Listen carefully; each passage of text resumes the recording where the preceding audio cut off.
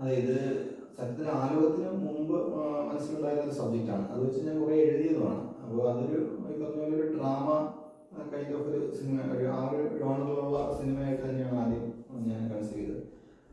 പിന്നീടാണ് ഈ പറഞ്ഞ ഇങ്ങനൊരു മോക്യുമെൻ്ററി, അവരുടെ 4 ആൾക്കാരുടെ ജീവിതത്തെ പറ്റി അവർ തന്നെ പറയുന്നു എന്നുള്ള രീതി. അതേസമയം തന്നെ സ്റ്റൈലും ഒരു ഡോക്യുമെൻ്ററിയുടേതാണ് എങ്കിൽ പോലും ആ ക്യാരക്ടേഴ്സ് എല്ലാം എന്താണ്, അത് ആക്ടേഴ്സ് തന്നെയാണ് അവർ അതിൽ ഇൻക്ലൂഡിങ്. അത് അവരുടെ എന്താണ് പ്രധാന കഥാപാത്രങ്ങളുടെ ലൈഫിനെ പറ്റി പറയുന്ന അവരുടെ ഫ്രണ്ട്സായിട്ട് വരുന്ന ആൾക്കാരൊക്കെ എന്താണ് ആക്ടേഴ്സ് തന്നെയാണ്. അപ്പോൾ ആ ഒരു ഡോക്യുമെൻ്ററിയുടെ സ്റ്റൈൽ ഫോളോ ചെയ്യുകയും അതേസമയം തന്നെ അതൊരു നടന്ന സംഭവങ്ങളല്ല, ക്യാരക്ടേഴ്സ് റിയൽ അല്ല. അപ്പോൾ അർത്ഥത്തിൽ അതൊരു ഫിക്ഷൻ്റെ എലമെന്റ് ഉള്ള ഒരു സിനിമയാണ്. അർത്ഥത്തിൽ അത് ഫിക്ഷനും അതിൻ്റെ ഫോർമാറ്റ് മാത്രമേ ഒരു ഡോക്യുമെൻ്ററിയുടേതാണ്. അപ്പോൾ അത് അതിലൂടെ വരാനുള്ള കാര്യം എന്താണെന്നാണ് ചോദിച്ചത്. അതിൻ്റെ കാര്യം ഒന്ന് സ്വാഭാവികമായിട്ട് അതിൻ്റെ ബഡ്ജറ്റ് തന്നെയാണ്. നമുക്ക് ഈ എളുപ്പത്തിൽ ചെയ്തെടുക്കാൻ പറ്റുന്ന ഒരു ഫോർമാറ്റ് ഏതാണെന്നുള്ള പലപ്പോഴും നമ്മുടെ ബുദ്ധിമുട്ടുകൾ, പാരലൽ സിനിമകൾ ചെയ്യാൻ നേരത്തുണ്ടാകുന്ന വെല്ലുവിളികളാണ് നമുക്ക് പലപ്പോഴും സാധ്യതകളായിട്ട് വരുന്നത്. അപ്പോൾ ബഡ്ജറ്റിൻ്റെ ഒരു പ്രശ്നമുണ്ട്. അതിനെ മറികടക്കാനായിട്ടുള്ള ഒരു സാഹചര്യം എന്താണ് അങ്ങനെ മറികടക്കാനായിട്ടുള്ള ഒരു കാര്യത്തെ പറ്റി ആലോചിച്ചപ്പോൾ ഇങ്ങനെ ഒരു ഫോർമാറ്റിലോട്ട് കൊണ്ടുവന്നാൽ നമ്മുടെ ലിമിറ്റഡ് റിസോഴ്സിനുള്ളിൽ സിനിമ ചെയ്ത് തീർക്കാൻ പറ്റുമെന്നുള്ള ഒരു സംഗതി. ഒന്നാമത്തെ കാര്യം അതാണ്. മറ്റൊരു കാര്യം എന്ന് പറഞ്ഞാൽ നമുക്ക് ഇതിനെപ്പറ്റിയുള്ള കമൻ്ററികൾ, മറ്റുള്ള സമൂഹം എങ്ങനെയാണ് കാണുന്നത്, ഇങ്ങനെ ഇത്തരം ബന്ധങ്ങളെ, ഇങ്ങനെ ഒരു ഫാമിലി എങ്ങനെയാണ് കാണുന്നത് എന്നുള്ള തരത്തിലുള്ള സമൂഹത്തിൻ്റെ ഒരു കണ്ണിനെ ഇവിടെ ഇതിലോട്ട് കൊണ്ടുവരാനായിട്ട്, അവരുടെ ഒരു കാഴ്ചപ്പാടിനെ കൊണ്ടുവരാനായിട്ട്, അങ്ങനെ ഡിഫറെൻ്റ് ആയിട്ടുള്ള കാഴ്ചപ്പാടുകളെ കൂടി അവതരിപ്പിക്കാനായിട്ട് ഇതിന് പറ്റും. ഒരു ഡ്രാമ ജോണറിലുള്ള ഒരു സിനിമയിൽ എന്താണ് വെളിയിൽ നിന്നുള്ള ഒരു അഭിപ്രായം നമുക്ക് സ്വീകരിക്കാനായിട്ട് സിനിമയുടെ ഫോർമാറ്റിൽ അതിന് ലിമിറ്റേഷൻസ് ഉണ്ട്. അപ്പോൾ അങ്ങനെയുള്ള എലമെന്റ്സിലൂടെയൊക്കെ കൊണ്ടുവരുന്നു.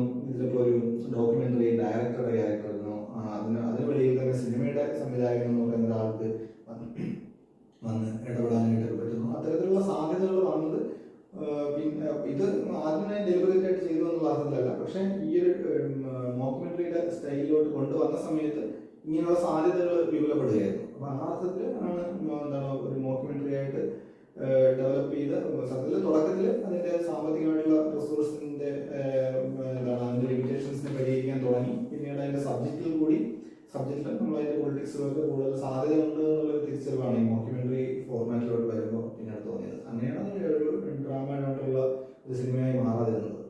സിനിമയിൽ നമ്മൾ കൊണ്ടുവരുന്ന ഒരു 2 ക്യാരക്ടേഴ്സാണ് പറഞ്ഞത്, സുനീറും നളിനിയും. അവർ സുനീർ കുറച്ച് പ്രോഗ്രസീവ് എന്ന് പറയാമെന്നുള്ള ഒരു അന്തരീക്ഷത്തിൽ ജീവിക്കുന്ന ആളും അദ്ദേഹത്തിൻ്റെ മകൻ, മറുവശത്ത് നളിനിയും ധന്യയും. അപ്പോൾ അവർ കുറച്ചുകൂടെ കൺവെൻഷനൽ ആയിട്ടുള്ളൊരു ലൈഫാണ്. പക്ഷേ ഇവർ ഒരുമിച്ച് ജീവിക്കുന്ന ഒരു സാഹചര്യം അത്ര എന്താണ് വളരെ അസാധാരണമായ ഒന്ന് നല്ല കേരളത്തിലെന്നാണ് എനിക്ക് തോന്നുന്നത്. കാര്യം ഇവരെ കണക്ട് ചെയ്യുന്ന അല്ലെങ്കിൽ ഇവരിൽ ഓവർലാപ്പ് ചെയ്യുന്ന കുറേ എലമെന്റ്സ് ഉണ്ട്. അതൊരു സത്യത്തിൽ മിഡിൽ ക്ലാസ് ഫാമിലീസാണ് രണ്ടും. സത്യത്തിൽ ഇവരിൽ ഉണ്ട് എന്ന് പറയുന്ന പുരോഗമനപരമായിട്ടുള്ള ആശയങ്ങൾ അല്ലെങ്കിൽ അവരുടെ പുരോഗമന ജീവിതമൊക്കെ കുറേയൊക്കെ ഇവരുടെ നാട്യങ്ങളോ അവരുടെ ഭാവങ്ങളോ ഒക്കെയാണ്.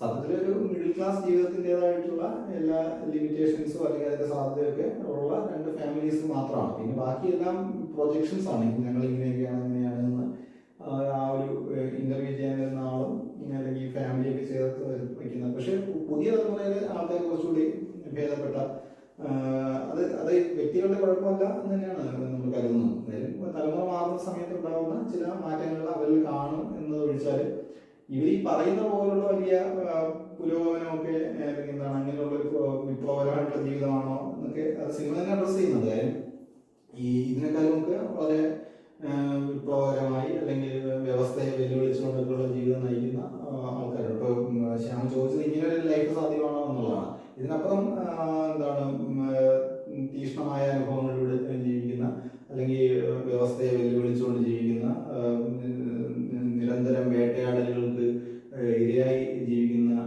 ആൾക്കാർ, ഈ എന്താണ്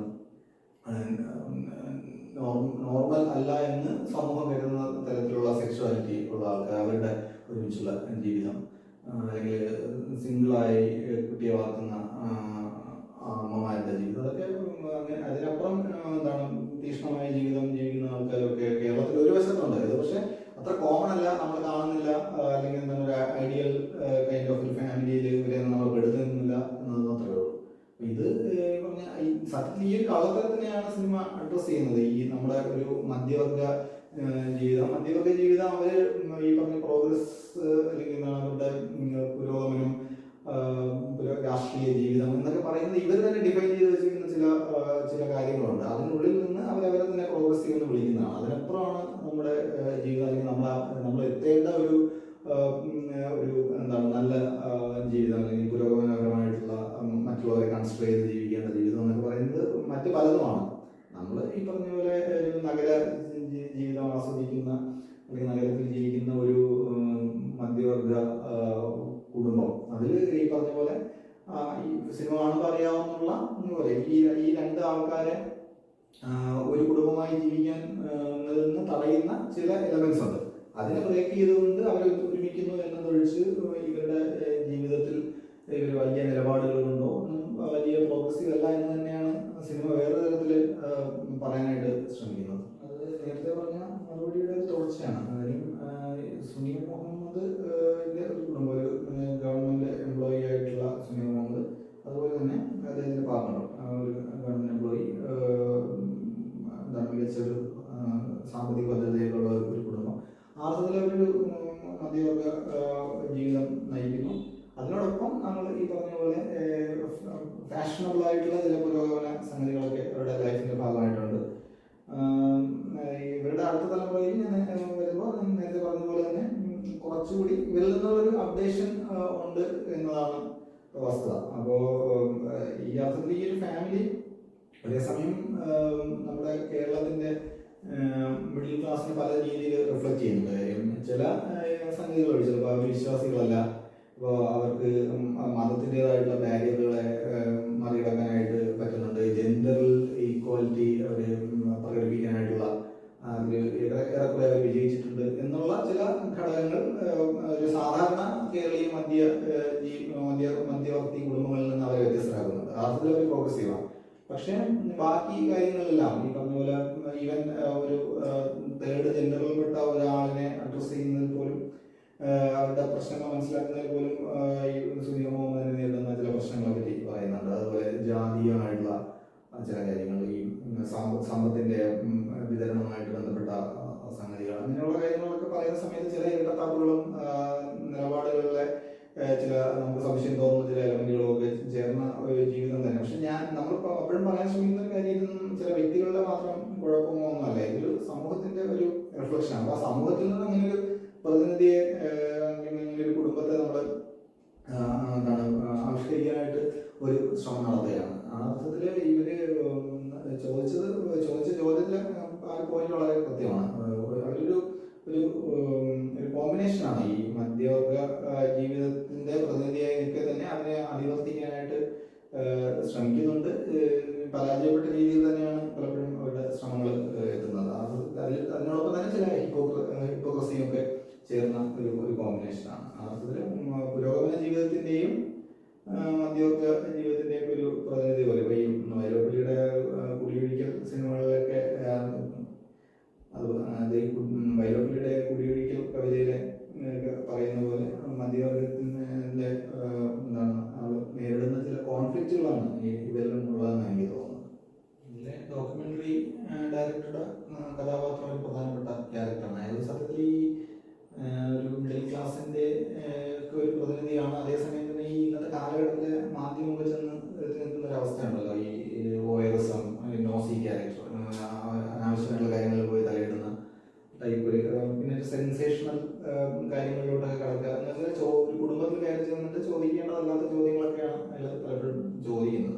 അപ്പൊ അത് ഒരു കണക്കിന് ഈ സംഗതി എന്താണ് കുറച്ചുകൂടെ വ്യൂവർഷിപ്പ് കൂട്ടുക, പറഞ്ഞാല് അങ്ങനെയുള്ള രീതികളൊക്കെ ഈ പുള്ളി മാധ്യമപ്രവർത്തകൻ അവലംബിക്കുന്നുണ്ട്. അപ്പൊ അത് ഈ എന്താണ് അങ്ങനൊരു ഉദ്ദേശം കൂടി ഉണ്ടായിരുന്നു. ഈ മാധ്യമങ്ങളെ എന്താണ് ജേർണലിസ്റ്റുകളൊക്കെ ചെന്ന് എത്തി നിൽക്കുന്നത് ഇപ്പൊ സത്യം കണ്ടെത്തുക എന്നുള്ളതാണല്ലോ, സത്യസന്ധമായി ഒരു സംഗതി അവതരിപ്പിക്കുക എന്നുള്ളതൊക്കെയാണ്. അപ്പൊ ആ കുടുംബത്തിൽ ചെന്നിട്ട് അതിന്റെ ആ ഫാമിലിയെ പറ്റി അതിനൊന്ന് ഡോക്യുമെന്റ് ചെയ്യാന്ന് പറഞ്ഞ് പോവുകയും അതിന്റെ ഉള്ളില് സ്പൈസി ആയിട്ടുള്ള കാര്യങ്ങളെയും അല്ലെങ്കിൽ എന്താണ് ആൾക്കാർക്ക് കാണുമ്പോൾ രസം തോന്നുന്നു എന്ന് ഇയാൾക്ക് തോന്നുന്നതായിട്ടുള്ള കാര്യങ്ങൾ മാത്രം സെലക്ട് ചെയ്ത് അവതരിപ്പിക്കുന്ന ഒരു ക്യാരക്ടറാണ് അയാൾ. കുറച്ച് ഇറിറ്റേറ്റിംഗ് ആയിട്ടുള്ള ക്യാരക്ടറാണ്. പക്ഷെ അത് കണ്ടുകൊണ്ടിരിക്കുമ്പോൾ നമുക്ക് രസകരമായിട്ട് തോന്നുമെന്നാണ് എനിക്ക് തോന്നുന്നത്. ഫാമിലിയുടെ ഡെഫിനേഷനൊക്കെ പലപ്പോഴും കാലത്തിനനുസരിച്ച് മാറുന്ന ഒരു സംഗതിയാണ്.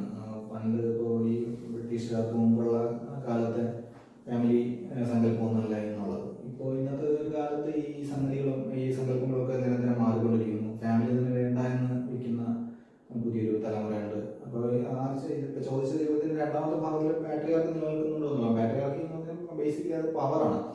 പുരുഷനെ പവർ എക്സെർട്ട് ചെയ്യാനായിട്ട് പ്രേരിപ്പിക്കുന്ന ഒരു ഘടകമാണ്. പുരുഷാധിപത്യം എന്ന് പറയുമ്പോൾ പോലും അത് പുരുഷന്റെ ഒരു പ്രശ്നമല്ല, അത് സമൂഹത്തിന്റെ പ്രശ്നമാണ്. പുരുഷൻ ഈ പറഞ്ഞ ഒരു പവർ പൊസിഷനിൽ നിൽക്കാനായിട്ട് സമൂഹം പ്രേരിപ്പിക്കുന്ന ഒരു വ്യവസ്ഥയാണ് പുരുഷാധിപത്യം എന്ന് പറയുന്നത്. അപ്പോൾ ആ അതിൽ പവർ ഇല്ലാതായിരിക്കുക എന്ന് പറയുന്നതാണ് ഫാമിലിയുടെ ഫാമിലി എന്നല്ല എല്ലാ തരത്തിലുള്ള റിലേഷൻ്റെയും അല്ലെങ്കിൽ എല്ലാ തരത്തിലുള്ള ഒന്നിലധികം ആൾക്കാർ ഒരുമിച്ച് ചേർന്ന് ജീവിക്കുമ്പോൾ ഉണ്ടാകുന്ന ഒരു സംഗതി പവറിന്റെ ഒരു അഭാവമാണെന്നാണ് എനിക്ക് തോന്നുന്നത്. ആ അർത്ഥത്തിൽ നമുക്ക് ഈ ഐഡിയൽ ടൈപ്പ് ഓഫ് ഫാമിലിയൊക്കെ നമുക്ക് ഡിഫൈൻ ചെയ്യാനായിട്ട് പറ്റുള്ളൂ. ഇപ്പോൾ സ്വാഭാവികമായിട്ട് നമ്മൾ ഇന്ന് കാണുന്ന കുടുംബങ്ങളെല്ലാം അത് പെൺകുട്ടി ജനിക്കുമ്പോൾ തന്നെ പെൺകുട്ടിയെ കൺട്രോൾ ചെയ്ത് വളർത്തുന്നു, കണ്ടീഷൻ ചെയ്ത് വളർത്തുന്നു. അതിൽ ഒരു പിതാവിൻ്റെതായിട്ടുള്ളൊരു ഫാമിലിയിലെ ഒരു അപ്രമാദിത്വം അല്ലെങ്കിൽ അതൊരു ഈ കാലത്തിനനുസരിച്ച് കുറഞ്ഞു വരുന്നുണ്ട്. ആ രീതിയിൽ ഫാമിലിയൊക്കെ റീഡിഫൈൻ ചെയ്യപ്പെടുകയോ അല്ലെങ്കിൽ നമുക്ക് ഫാമിലി പരിഷ്കരിക്കപ്പെടുകയൊക്കെ ചെയ്യുന്നുണ്ട്. പക്ഷേ ഈ ഇങ്ങനെ രക്തബന്ധത്തിലൂന്നിയ ഫാമിലി അല്ലെങ്കിൽ അത് മാത്രമല്ല ഫാമിലി എന്നുള്ള വ്യത്യസ്തരായിട്ടുള്ള ആൾക്കാർ സന്തോഷത്തോടുകൂടി, സന്തോഷാടിസ്ഥാനമായിട്ടുള്ള ഒരു കാര്യമാണ്, സന്തോഷത്തോടുകൂടി ജീവിക്കുന്ന ജീവിതങ്ങളെല്ലാം അർത്ഥത്തിൽ സഹജീവിതങ്ങൾ അതാണ് വേണ്ടതെന്നാണ് എനിക്ക് തോന്നുന്നത്. കുറച്ചുകൂടി അധികാരം ഇല്ലാതാവുക, സന്തോഷം ഉണ്ടാവുക എന്നുള്ളതൊക്കെ തന്നെയാണ്. സിനിമയിൽ തന്നെ ആ കാര്യങ്ങൾ പറയുന്നുണ്ട്. ഇങ്ങനെ നിങ്ങൾ ഈ പറഞ്ഞ സാധാരണഗതിയിൽ നടക്കാൻ സാധ്യതയില്ലാത്ത അങ്ങനെ ഒരു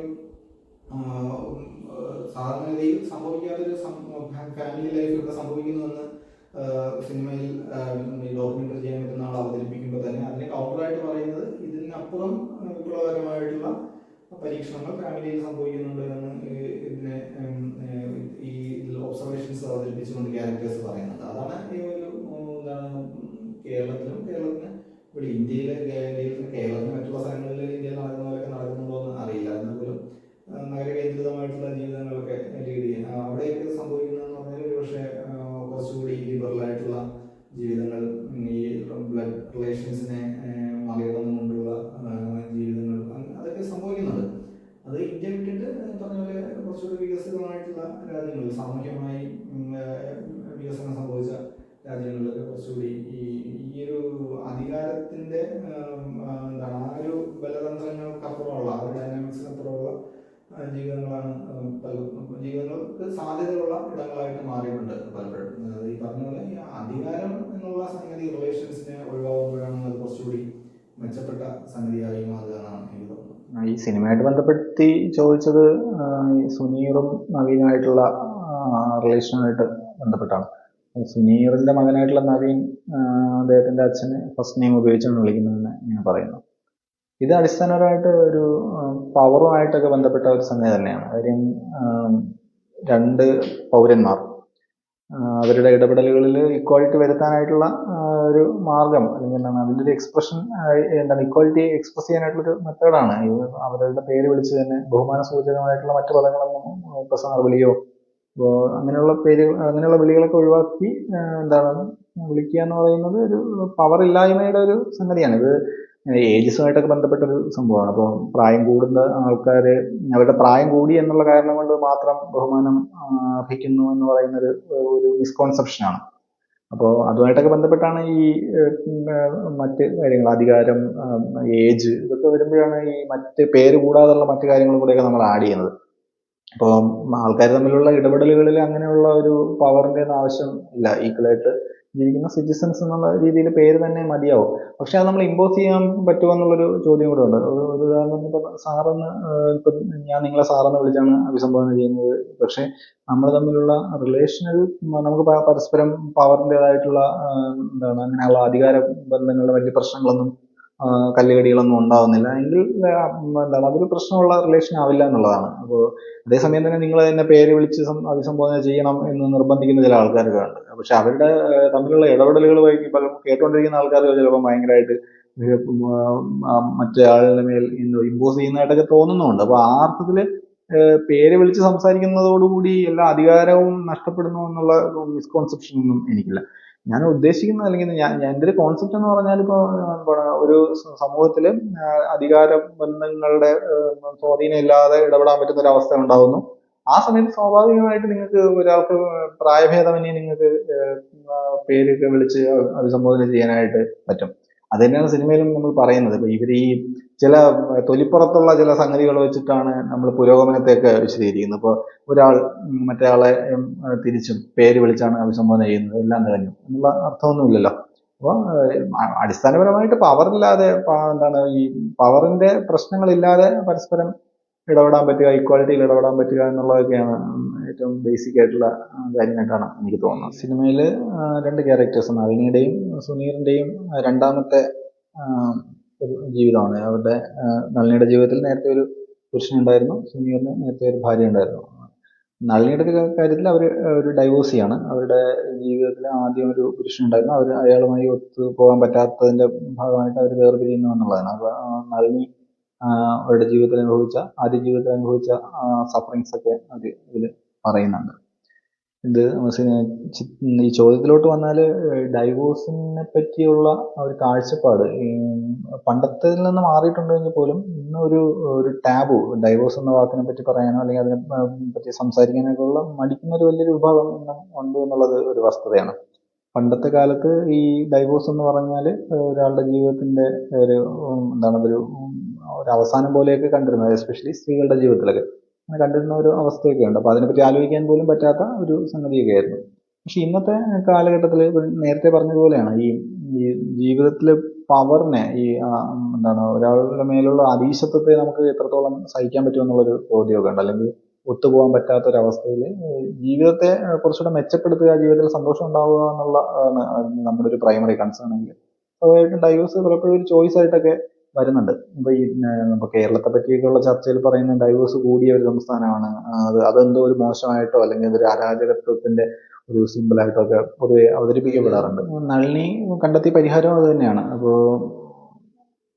ആദ്യത്തെ വിവാഹത്തിൽ നിന്ന് അവർ മോചിതയാകുന്നു, സ്വന്തം വീട്ടിലേക്ക് മടങ്ങി പോകേണ്ടി വന്നു. അവിടെയും ഈ പറഞ്ഞ പോലെ നളിനിക്ക് നേരിടേണ്ടി വന്നത് ആ വിവാഹ ജീവിതത്തിനുള്ളതിനേക്കാളും വലിയ അവഗണനകളാണെന്ന് തിരിച്ചറിയുക. അപ്പൊ അതിന് കണ്ടെത്തിയ ഒരു പരിഹാരമായിട്ടാണ് ഇത് സാമ്പത്തിക സ്വാതന്ത്ര്യം വരുന്നത്. അവര് സ്വന്തമായിട്ടൊരു ജോലി കണ്ടെത്തുന്നു സംഗതി. അത് തന്നെയാണ് സിനിമയിൽ നളിനി സ്വയം എങ്ങനെയാണ് അവരുടെ പ്രതിസന്ധികളെ അതിജീവിച്ചതെന്ന് പറയുന്നത്. സത്യത്തിൽ ഇത് നമ്മുടെ സമൂഹത്തിലെ സ്ത്രീ എന്ന് മാത്രമല്ല, ഏതൊരു വീക്കർ സെക്ഷനായിട്ടുള്ള അവരുടെ എല്ലാവരുടെയും ജീവിതത്തിൽ സാമ്പത്തികമായിട്ടുള്ള ഒരു ഒരു ഇൻഡിപെൻഡൻസ് തന്നെയാണ് അവരുടെ പുരോഗതിയുടെ ബേസിക് ആയിട്ടുള്ള ഒരു കാര്യം. ഇപ്പോൾ സ്ത്രീകളുടെ ജീവിതത്തിൽ അവർക്ക് കുടുംബ ജീവിതത്തിൽ പുരുഷന്റെ ഒരു സെക്കൻഡറി പൊസിഷനിൽ ജീവിക്കേണ്ടി വരുന്നത് പലപ്പോഴും സ്വന്തമായി വരുമാനം ഇല്ലാത്തതുകൊണ്ടാണ്. അപ്പോൾ റൂം ഓഫ് വൺസ് ഓൺ എന്നൊക്കെ പറയുന്ന കോൺസെപ്റ്റുകളുണ്ടല്ലോ. ഒരു സമൂഹത്തിലെ വീക്കർ സെക്ഷനായ ഉള്ള സ്ത്രീക്ക് എഴുത്തിലോട്ട് വരണമെങ്കിൽ അവർക്ക് സ്വന്തമായി ഒരു മുറി ഉണ്ടാവണം, അവർക്കൊരു ബാങ്ക് ബാലൻസ് ഉണ്ടാവണം എന്നൊക്കെ പണ്ട് പറയുന്നു, വെർജീനിയ വുൾഫ് ഒക്കെ പറയുന്ന ഒരു സംഗതി.